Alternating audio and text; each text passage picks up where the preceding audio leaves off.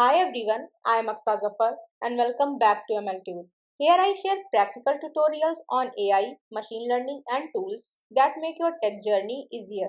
If you love learning step by step with real examples, make sure to subscribe and turn on the bell so you never miss a new video.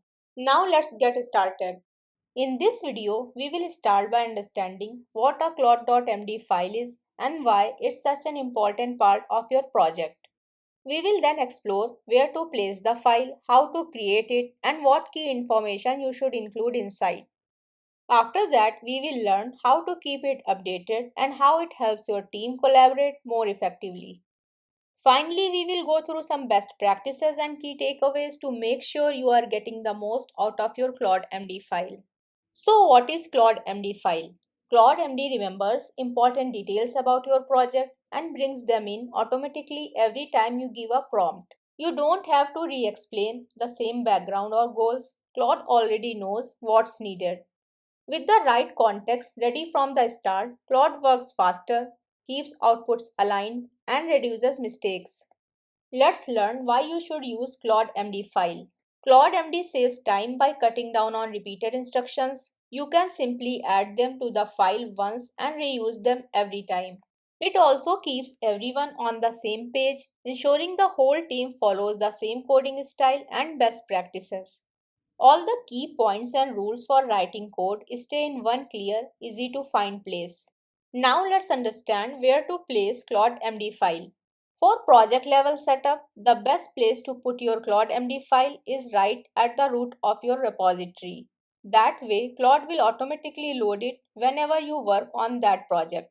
If you are working with a monorepo, you can place the file in the parent directory so it applies to everything inside that project. For a global configuration that works across all your projects, you can create a system level file in your home directory at this path. And if you want a custom configuration just for your local setup, you can create a file named claude.local.md. This is useful for adding personal rules or preferences without sharing them with the team. Now let's see how to quickly create Claude MD file with /init. You can use the /init command to quickly create a Claude MD file. After that, you can edit and update it to match your project needs. Make sure the content stays short, clear, and focused only on the most important details. Now let's take a look at a quick demo of the Claude MD file in action. I will open Claude with a sample to-do app project and run the /init command. Let's wait a moment for the response.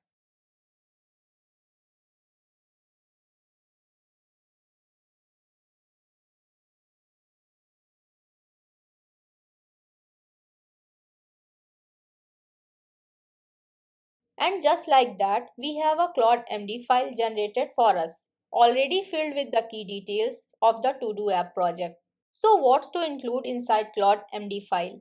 You can include the main commands needed to build, test and deploy your project. You can add code style rules like naming conventions, syntax preferences and formatting guidelines.